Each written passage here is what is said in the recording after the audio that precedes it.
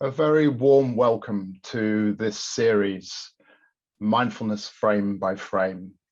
For those of you who don't know me, I'm Willem Kijken. I'm the director of the University of Oxford Mindfulness Centre, and I'm going to say a few words of introduction, both to the series and to my friend and collaborator, Professor Mark Williams. But first to say welcome to you all. You're all here probably for a number of shared reasons. The first is an interest in mindfulness. The second is that you've probably attended some form of mindfulness training, an MBCT program perhaps, or an MBSR program. And you're here because you want to learn more, you want to deepen your practice, you want to think about how you can develop and extend your practice beyond that course.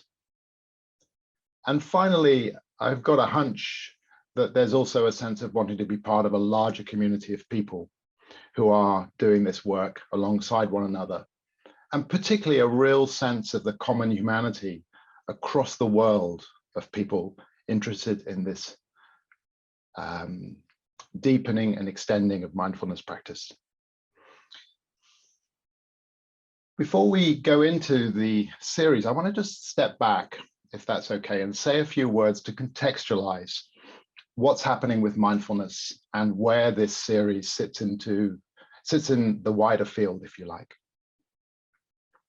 I think it's fair to say that the mindfulness field is coming of age. It's developing a certain maturity. The science is now so much further along than it was 10 years ago. We have a real sense of where mindfulness and MBCT is effective, where it's potentially effective, and probably also where it's not effective. We're developing an understanding from the science of what works for whom and how. And if we look at the work of mindfulness-based cognitive therapy for recurrent depression, which Mark Williams, Zindel Siegel, and John Teasdale developed, we've had an extraordinary arc of research, asking first, does this program actually help people learn the skills to stay well? And the clear answer is yes, it does. And about as well as the other mainstay approach, antidepressant medication. That's huge, absolutely huge. There are some 200–300 million people around the world right now who suffer from depression, some 1 billion who will suffer depression in their lifetime. To offer them a way of learning the skills to stay well, that's a tremendous achievement of work in terms of the maturity of mindfulness-based cognitive therapy. We're learning how to train MBCT teachers and how to do that well. We're learning how to make mindfulness more accessible, and I'll say more about that in a moment. And crucially, and the Oxford Mindfulness Centre has just published a document to this effect, we begin to think very hard about the ethics, the kind of compass that we need if we're going to do this work well and have an ethical compass to guide us in all that we do, training, teaching, and research. And the Mindfulness Centre that Mark founded, and that I have the privilege of directing now, is premised on a sort of charitable foundation alongside a research arm. And it's a not-for-profit charity. And it's a charity that's mission is to make evidence-based MBCT accessible to those who might benefit. And I'll just say a few words about how what you're beginning this evening sits into the wider framework. And I've started to think of this as being a bit like a funnel. How do people come into mindfulness? Where do they start on their journey? Well, I think it's pretty clear. Hundreds of millions of people have now been introduced to mindfulness through probably 3 or 4 or 5 mindfulness apps and books. Calm, Headspace, Insight Timer, together have probably introduced in excess of 400 million people to mindfulness.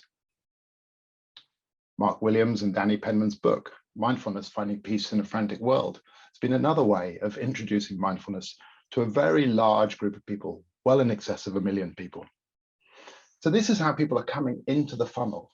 and being introduced to mindfulness. And what's very interesting is many of those people then say, where do I go next? What do I do now?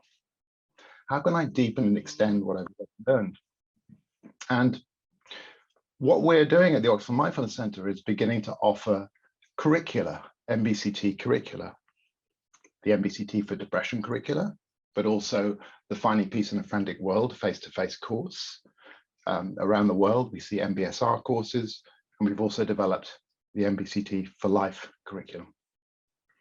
These are ways for people to really deepen and extend their learning. And that brings us to this series.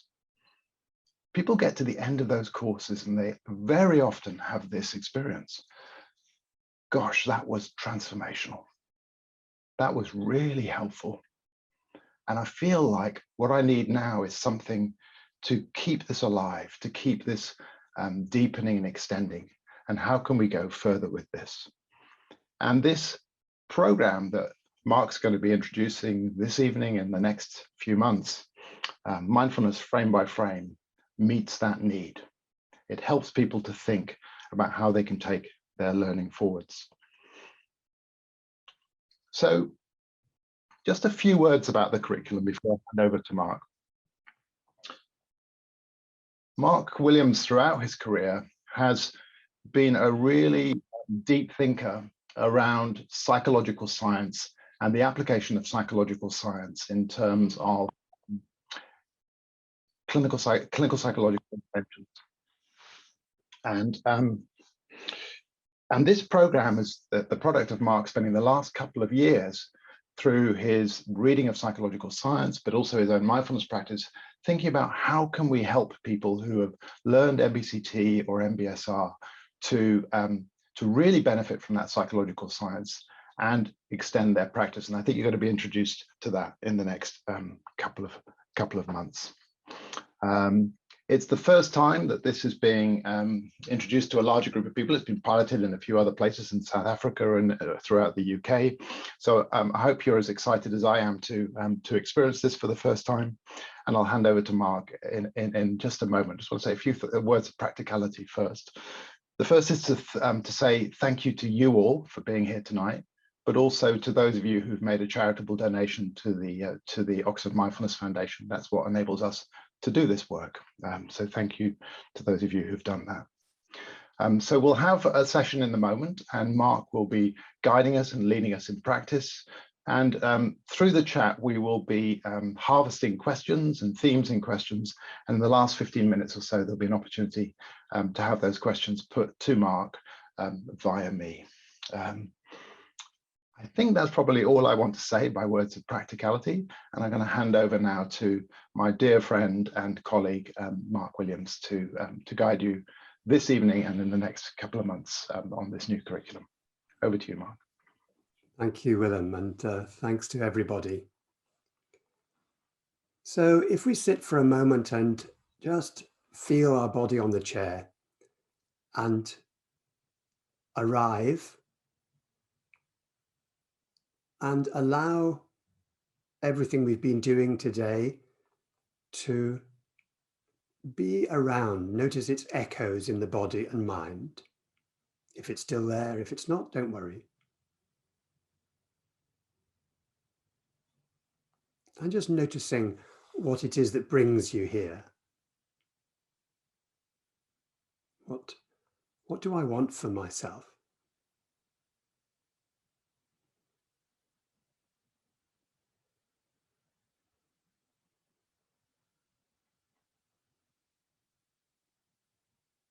And then letting your eyes open if they've been closed, taking the room again.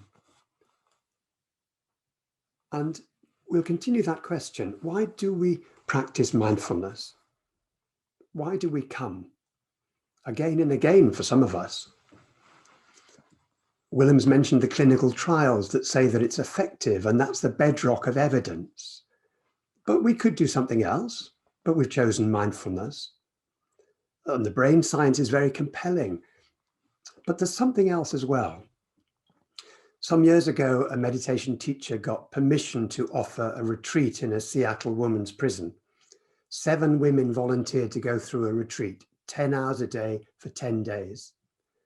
The governor was skeptical, but he allowed the experiment to take place. He thought they'll never make it anyway, they'll drop out.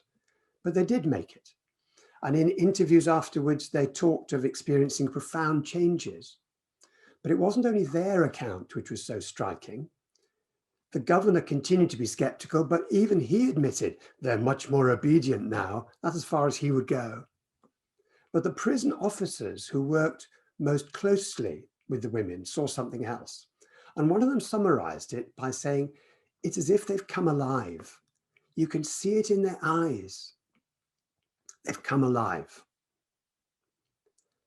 So added to the other reasons why we do mindfulness, why we practice mindfulness, why we train in mindfulness, why we teach mindfulness, because we know what it's like to have our energy and life draining away, and we yearn to reclaim the experience of being alive.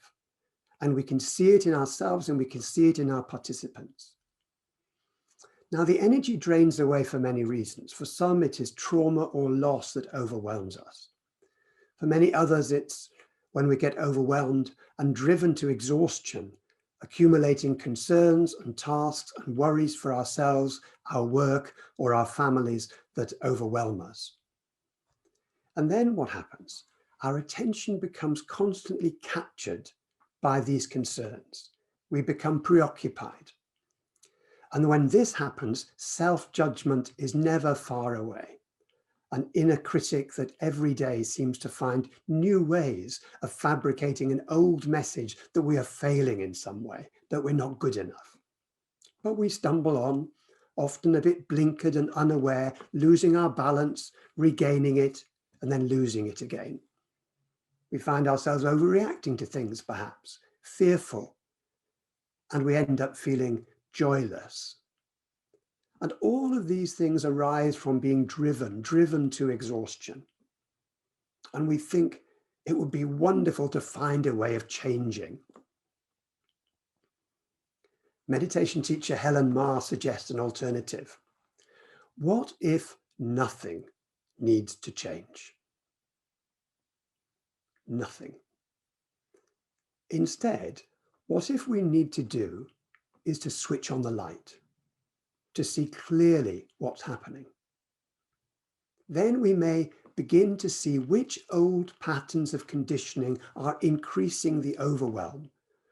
But we can also see what work they are doing. What's the fear that keeps them going? And so we come to this 8-week program, which aims to offer a taste of a new course that has been developed for those who are already familiar with mindfulness and want to explore other gateways into the practice. The aim is to see how mindfulness can help us let go of the struggle to get rid of the parts of ourselves we don't like. Instead, to discover a source of light that will reveal more space, freedom, and choice, even in the midst of the overwhelm.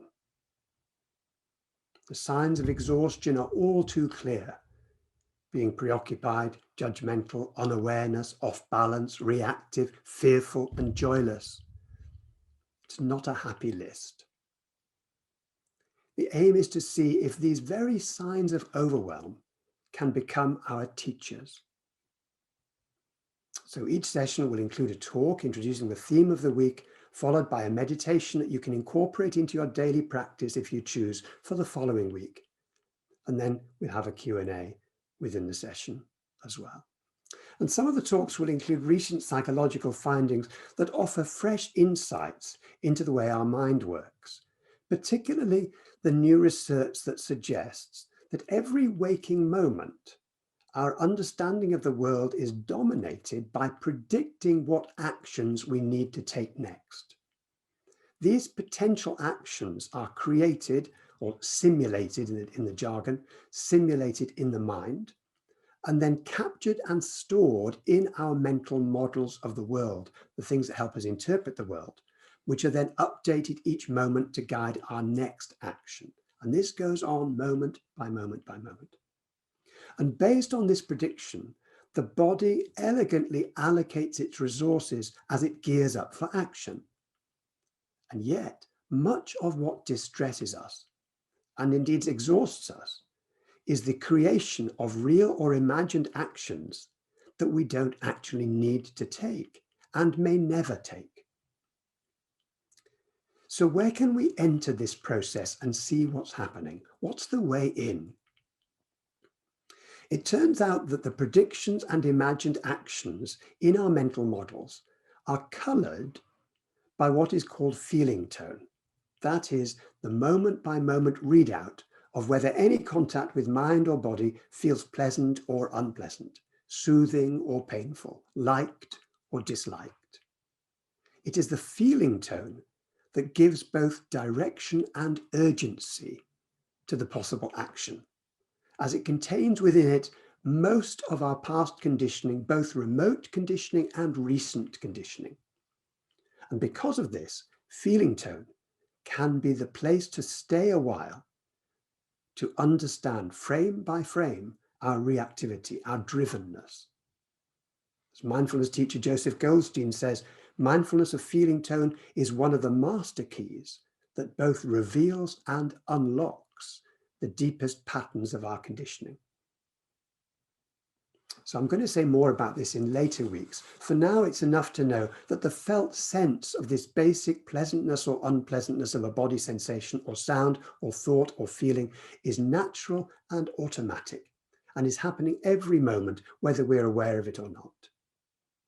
However, it's good to know that what can happen, especially when we're unaware of the feeling tones, and most of them we are unaware of them, is that they press our buttons in some way. We wind up reacting to them in ways that can start a cascade of emotions that are completely understandable, but aren't always helpful. With practice, we can reduce the urgency and change direction. But we need to take it step by step. So each week, we'll explore a different aspect of what exhausts us and how we can shine the light of mindful awareness on the process frame by frame that can reveal the sources of wisdom and freedom in the midst of that exhaustion. The meditations will be familiar, but into each we will drop a new element or graft a new element designed to reveal and unlock the old habits that get us stuck. So it'll be familiar, but new. I recall being in my second year of my psychology degree, sitting waiting for a second year lecture to start by one of our professors in developmental psychology. And most of the people in the room were second year students like me. But just as the lecture was starting, a voice interrupted from the back row from a young man who was in his third year. "Excuse me," he shouted rather impolitely, "is this the same set of lectures as last year? Because I came last year and I just wondered whether it was worth coming again." Quick as a flash, the professor responded, "Well, the data is all the same as I presented last year, but I've changed my mind about what they mean." The poor young man in the back row didn't know whether to stay or go. So perhaps the professor might have phrased it a little differently, but there's a truth in what he said. There's a sense in which there was no extra data, nothing more for the lad to learn, but lots more to understand. And that's true here too. Much will be familiar. But what I want to share over these weeks is what for me has become a treasure trove of new insights from the most ancient traditions and from psychological science.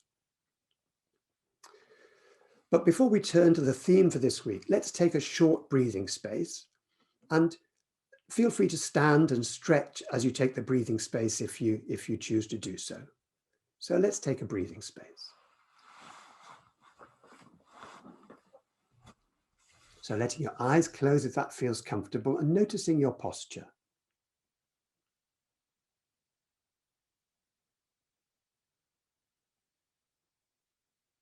And step one of the breathing space, notice what's going on in your mind and body right now. What's the weather pattern like for you?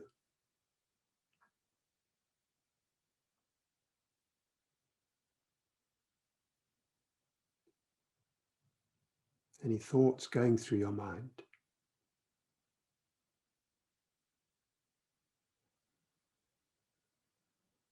any feelings, emotions.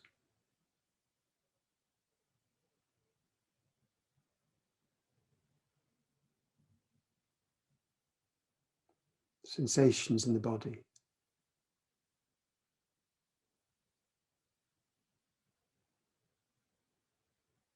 Impulses to act, perhaps.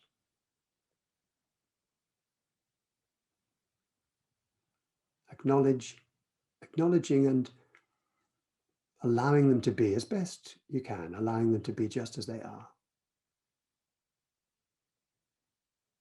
Cradled in awareness.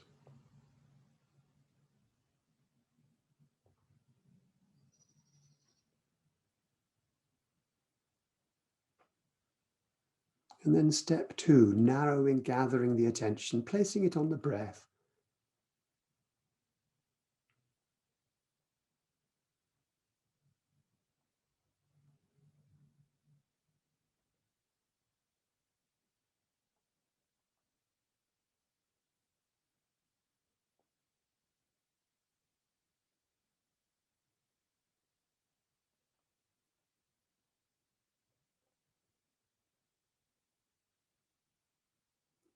And then step 3, expanding the attention to take in the whole body, sitting here or standing here.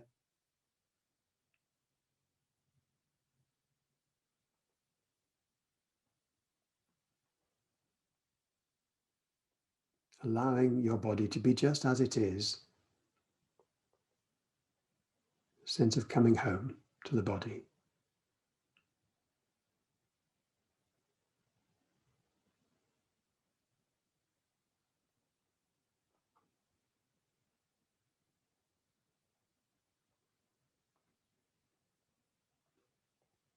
And then allowing the eyes to open if they've been closed. Moving your fingers and toes, taking in the room again.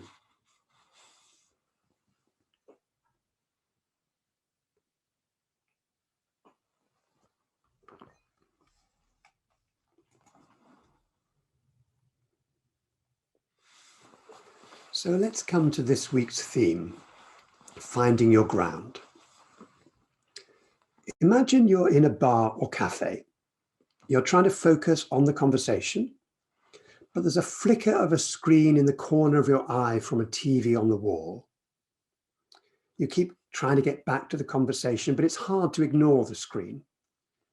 At some point you succeed, but then you sense a shadow of a looming object behind you, and you turn to see someone you don't know moving quickly to greet a friend. It's nothing to do with you, and you go back to the conversation. But it's obviously not your day for focusing, for after a while, you hear your own name being used on the other side of the room, and you've lost it again, you've gone again. A flicker in the corner of your eye, a looming object, your own name. What these have in common is that they are nigh impossible to ignore. Your brain has evolved a salience network, and it does what it says on the tin. It monitors the world, outside and inside, for any information that might carry an important message about the possible need to stop and change what you're doing. I mentioned earlier that the brain relies on predicting what's most likely to happen. All the time, it's comparing its prediction with real-time information to check for surprises, prediction errors.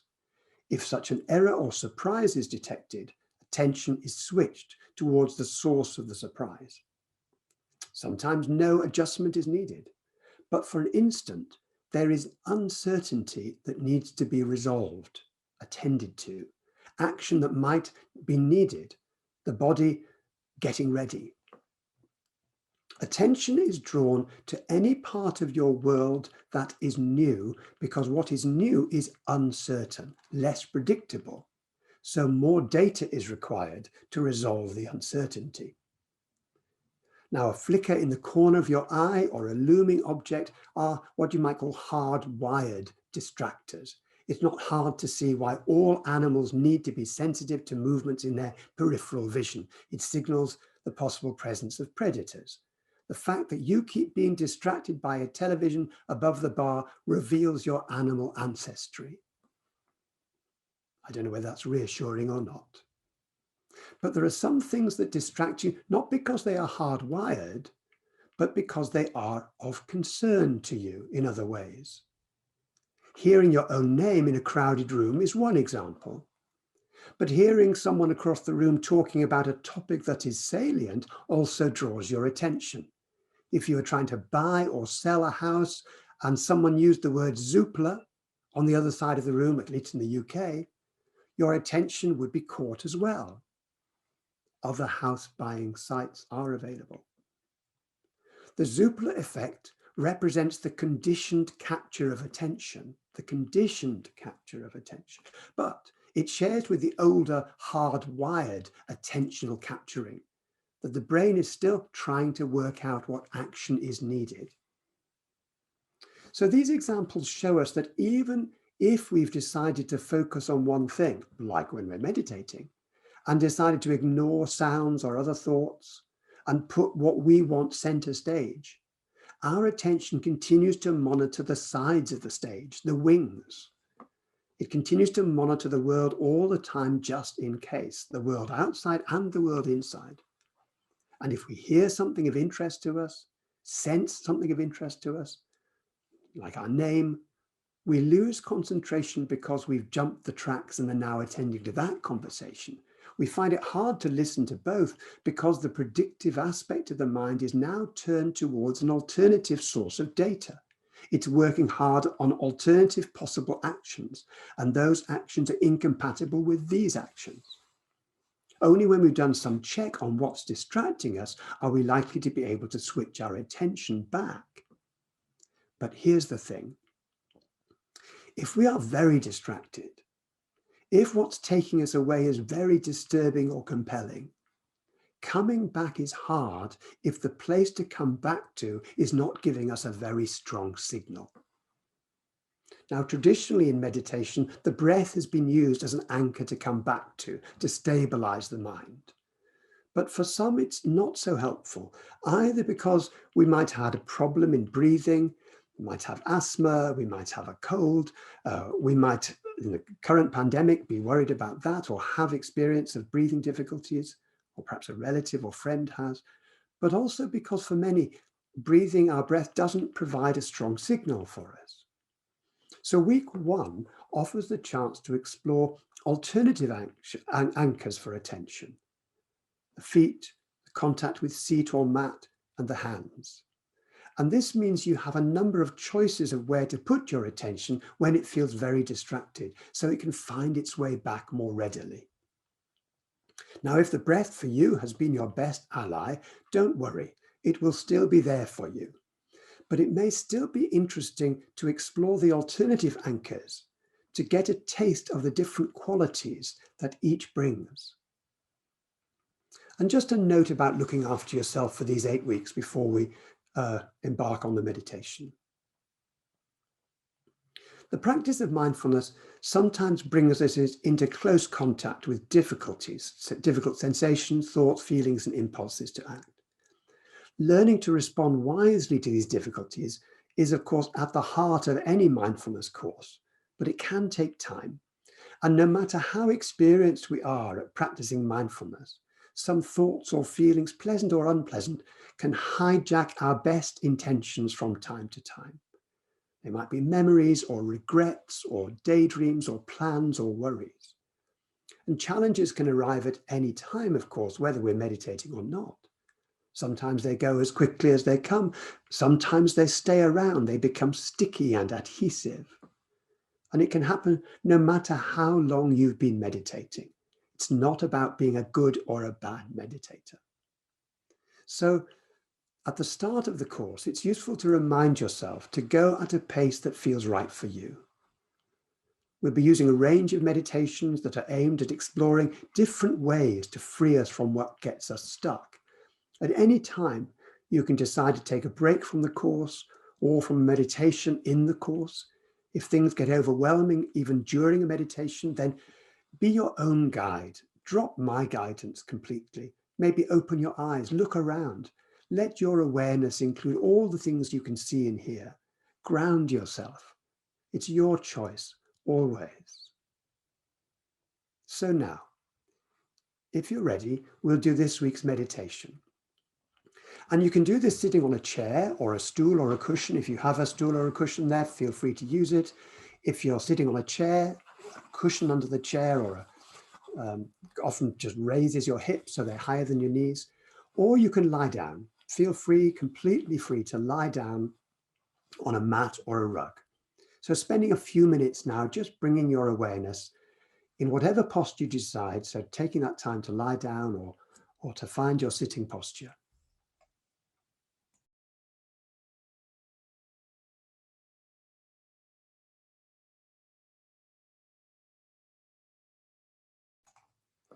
And when you've found your posture, spending a few moments bringing your awareness to your whole body.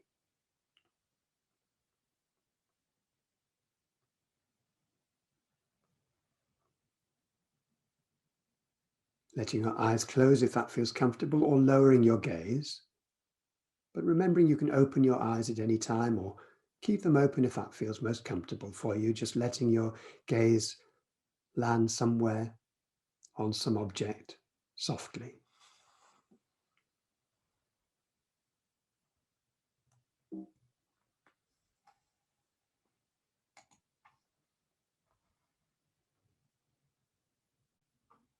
The whole body sitting here or lying here.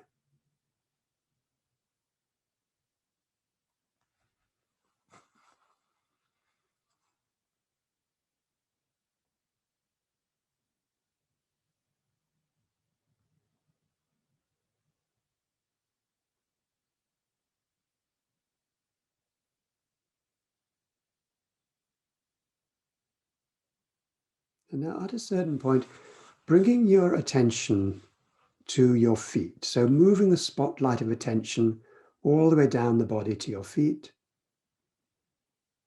And noticing what sensations are here when your attention arrives. The toes, soles of the feet, the instep, the heel.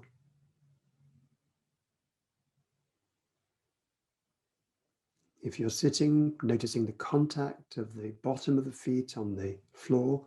If you're lying, maybe the heels in contact with the mat or the floor.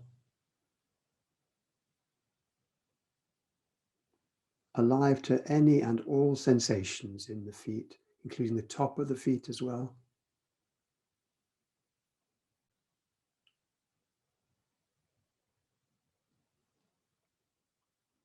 See if it's possible to notice the changing, fluxing nature of the sensations as they come and go.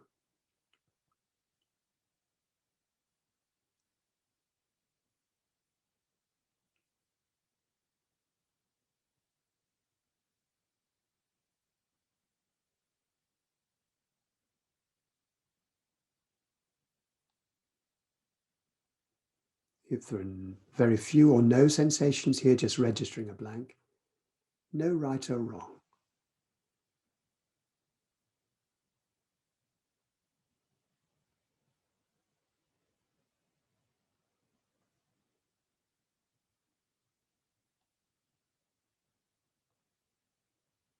Noticing if the mind begins to wander onto other things.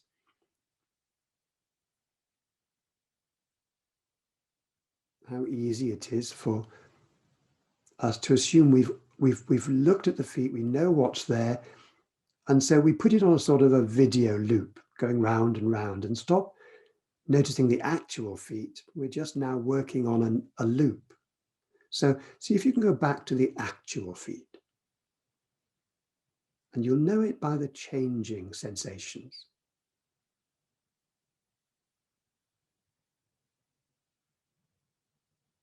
Sensing.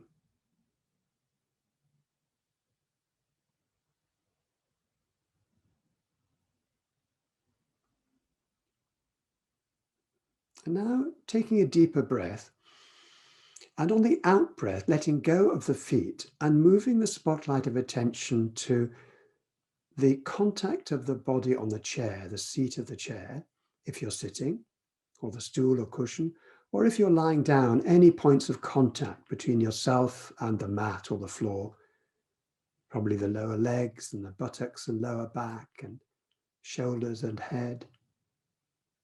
So we're tuning into the contact, the sense of gravity. If you're sitting, the seat of the chair. And once again, spending some time, we'll just have a few moments of silence where you can practice opening to the sensations here.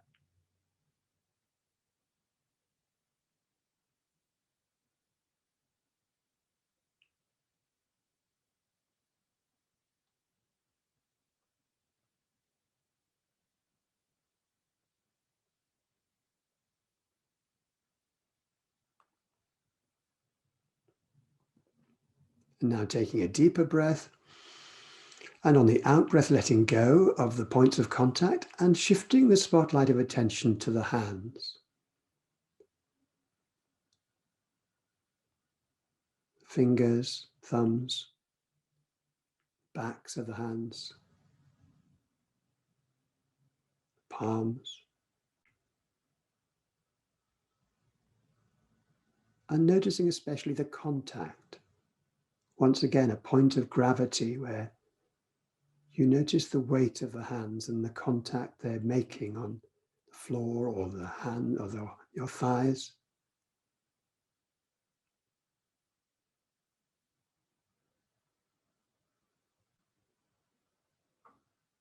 On your lap, on each other.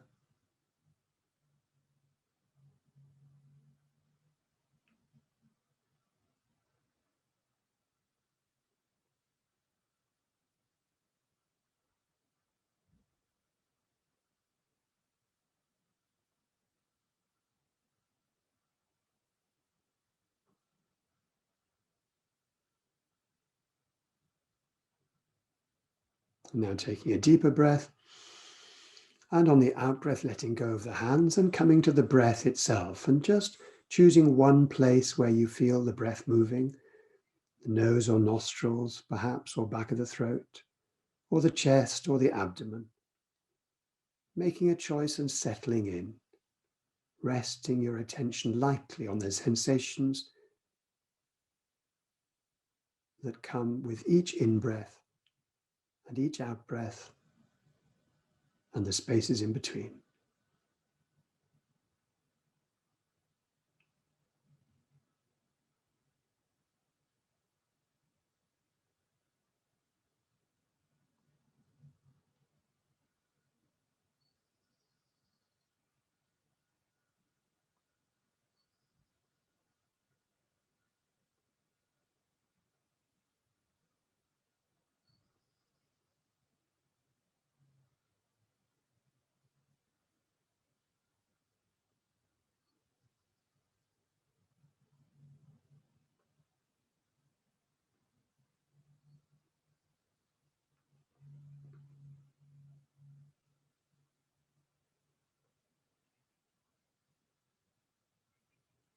And now making a choice, either staying with the breath or choosing to return to one of the other anchors, possible anchors. Feet, contact with chair or stool or cushion or the ground. The hands, or staying with the breath. So making your choice now. And then allowing the attention to rest lightly on the place that you've chosen.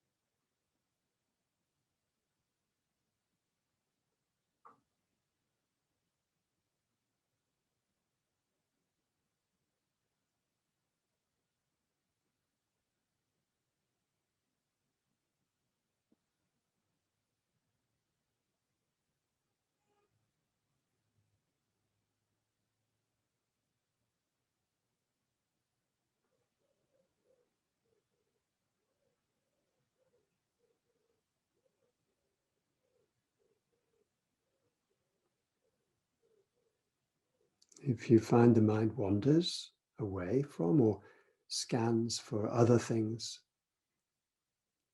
apart from what you've chosen, your intended focus, then simply noticing that and very gently bringing the attention back to your chosen anchor, the feet, the seat or contact, the hands or the breath.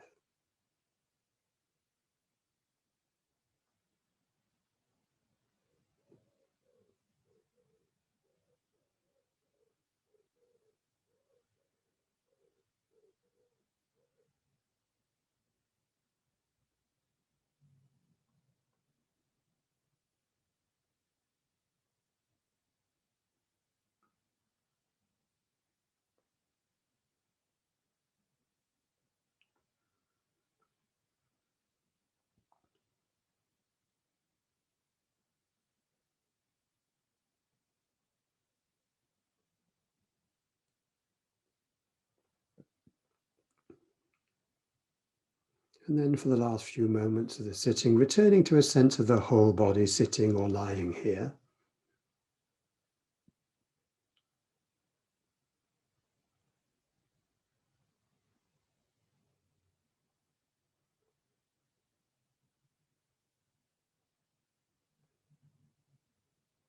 And perhaps reminding ourselves that this body is available and these anchors are available any time of day or night indeed, to anchor ourselves back into the present moment.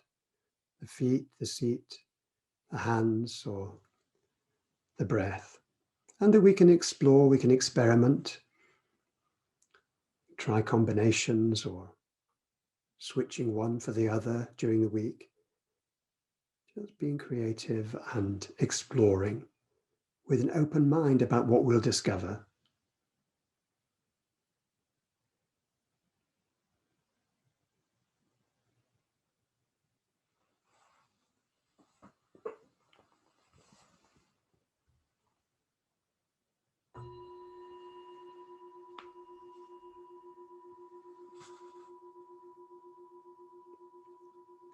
So letting your eyes open, moving around, moving your fingers and toes, taking in the room again.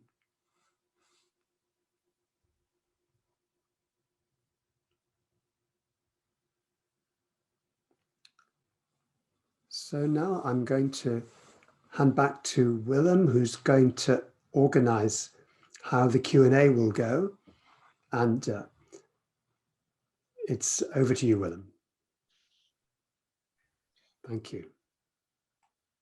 So the first thing to say is we've had a lot of really fantastic questions, and I wish we could speak to all of them, but we only have about 10 or so minutes. So what I've done is selected the ones that I think will speak most to people and are most relevant to the theme of this evening.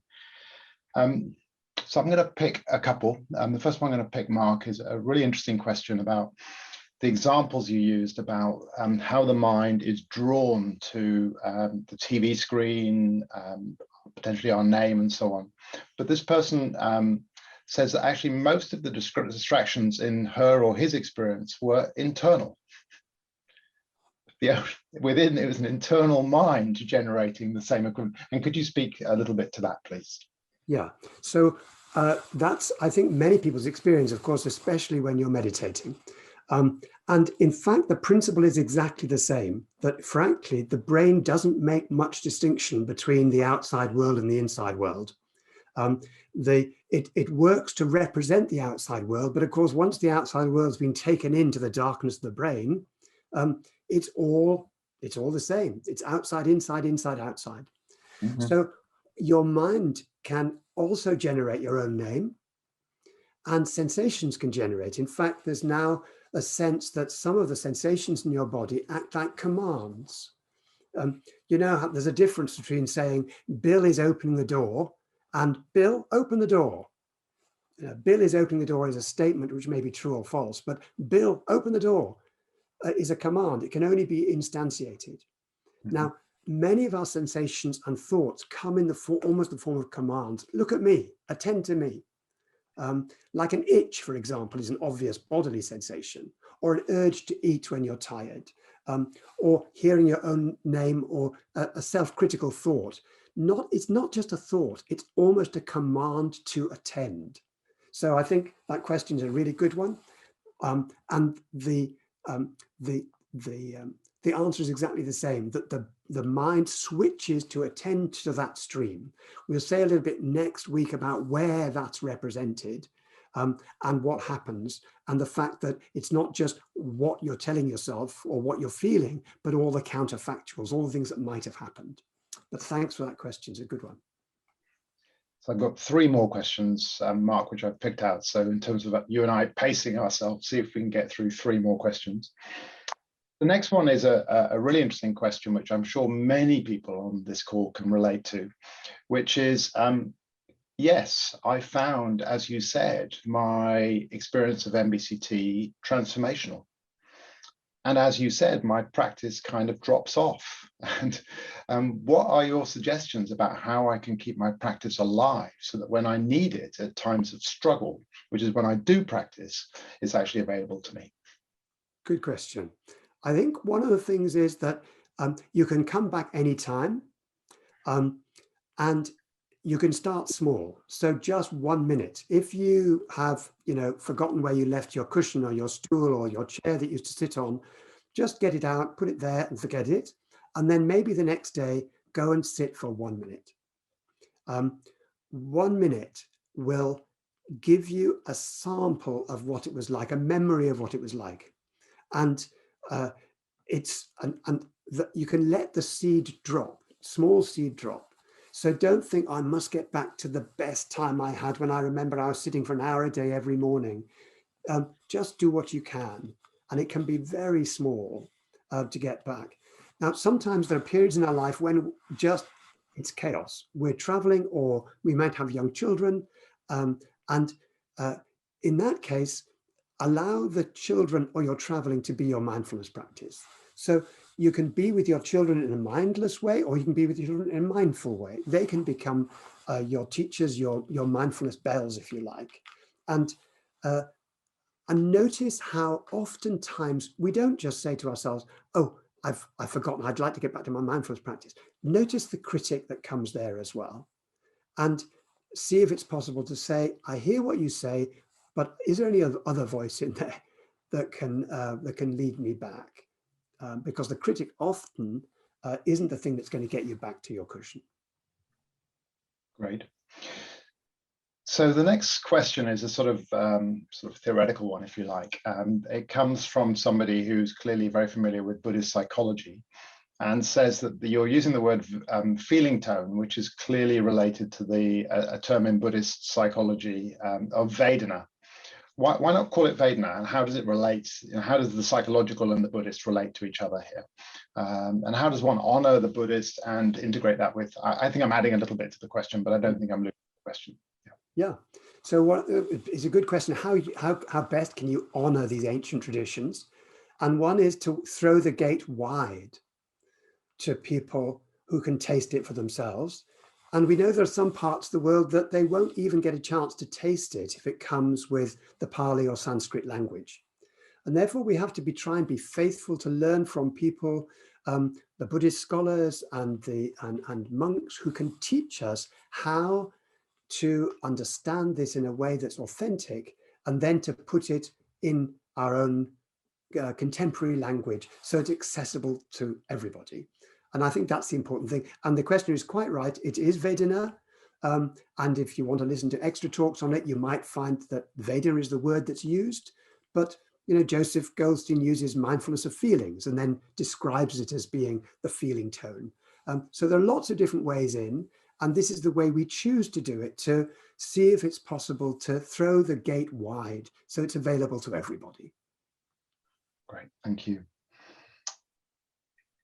So the next question is one that I guess you could speak to, I'm sure, for hours, but it's a question about, we are in the midst, depending on what country you're in, of the COVID pandemic.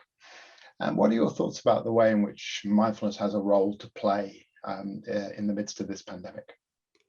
I think it's about stabilization. I mean, there are three pillars, three things that mindfulness teaches above everything else. One is stabilizing, calming, stabilizing. The second is insight, clear seeing. And the third is kindness. And each one of those, if you take one out, everything else collapses. You need the three there, like a tripod. If you take away one leg of a tripod, then the whole thing collapses. So each of those are needed, but certainly stability, the sense of knowing where our ground is in the midst of everything that's happening, clear seeing to distinguish fact from fiction, and kindness to ourselves and other people, where the conditions often are not kind. We have to delay and put off and inhibit things that we'd naturally like to do, like being with other people. I think that mindfulness has a lot to say. It's not the only thing that helps, but it has a lot to say. I think the final question that I was going to pick out for this evening, and then I don't know if Mark, there's any other things you want to say before we close, but why is the curriculum called Mindfulness Frame by Frame? Well, it's not actually. I mean, that was just I don't know what it's called, but it's called that for these purposes, because when we talked about how will we call it, we didn't know what else to call it. It might stick, it might not. And it sounded less clunky than feeling tone. But there is something about what we're doing here which it speaks to. Feeling tone, the sense of pleasant or unpleasantness, is part of every mindfulness curriculum. But you tend to go past it quite quickly. There's the reference to pleasant and unpleasant events activities in session 3, 4.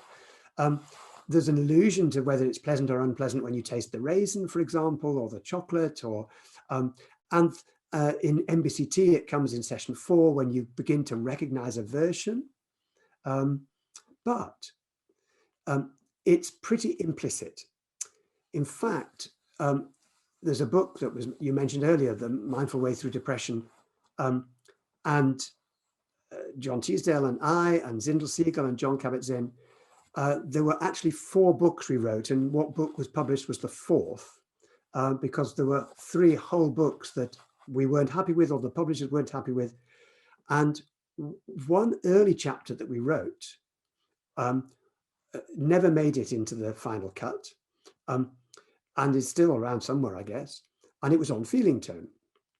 And one of the reasons why we dropped it was because there's no explicit meditation to address it in the curriculum, in MBSR and MBCT. It's implicit, but it's not brought out and examined explicitly. And yet, as the quote from Joseph tells us, and as other witnesses attest, and as my experience and those who tried this, it's absolutely central. Now, you can't put everything into an 8-week course. Things had to be dropped. And a lot of the debate around mindfulness is what is captured and what's left out.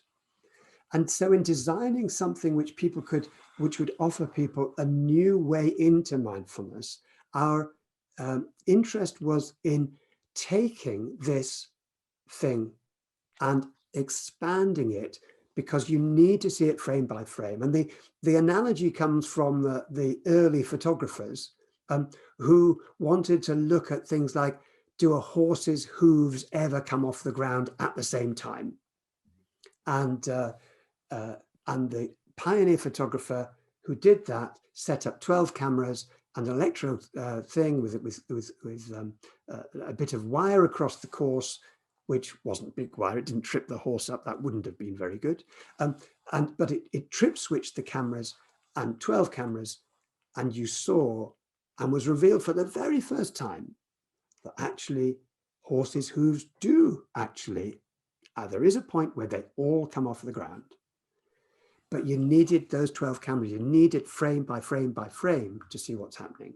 Now, when you look at Vedana, mindfulness of feeling tone, you need that degree of frame by frame. And so it's not surprising that it's missed out in 8-week courses. There just isn't the time to do it justice. But what we are evolving, and this course that people have signed up for now is part of that evolution, a way of slowing things down to really look in detail at this one aspect of mindfulness, in the hope and the experience that if you go narrow, go really narrow, you'll go through this narrow gap, and what will open to you on the other side is a whole new vista, a whole new way of being. So with that, Willem, I'll hand back to you to finish off the evening and to say goodbye to everybody. So maybe, thank you, Mark, and maybe just on that sense of the vista, just asking everybody to turn their attention inwards to a sense of the vista of your mind and body just now. Maybe come back to one of those anchor points that Mark pointed to, with feet, or a connection with the seat, or if you're lying down some other place. Just bring that inner vista to a sense of being grounded in your body. And a sense of your body in this moment, moment by moment, frame by frame. The sensations of breathing. The sensations of breathing, and the sensations, if it's possible to tune into this, of your heart beating.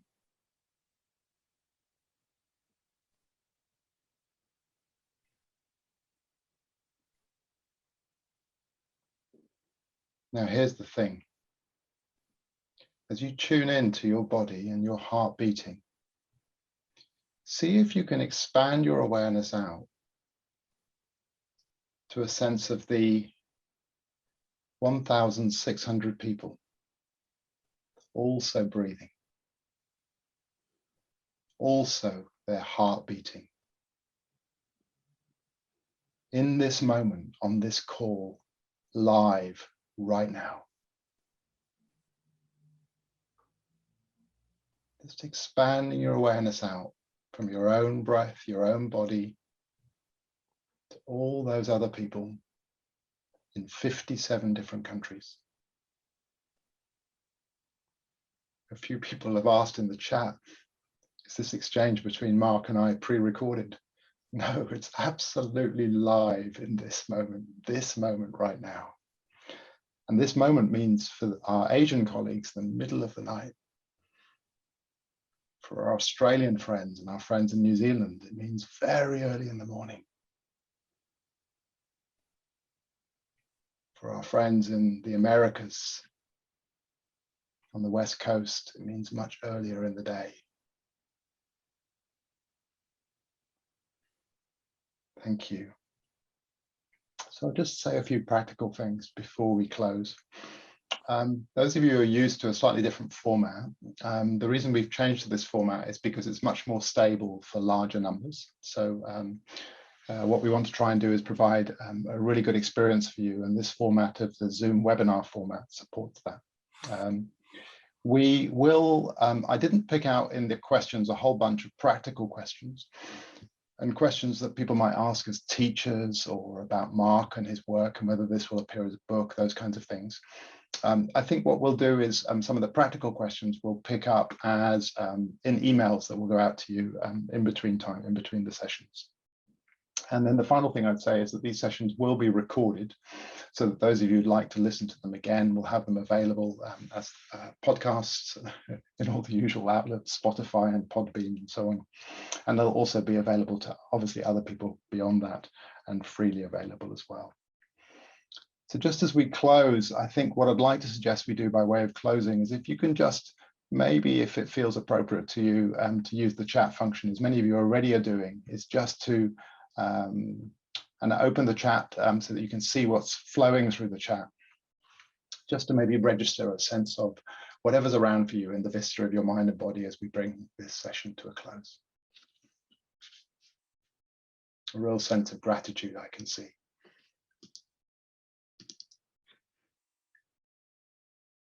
Appreciation and connection and community. And I love the fact that we can learn the words thank you and gratitude in all the many different languages of the people on this call. Wonderful.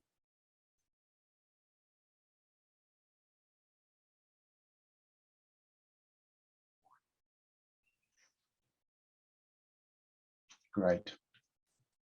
Thank you very much indeed. And thank you, Mark, for getting us off to a good start. And we look forward to seeing you all back here again next week. Thank you very much, and have a good rest of the day and a good week, and see you back next week.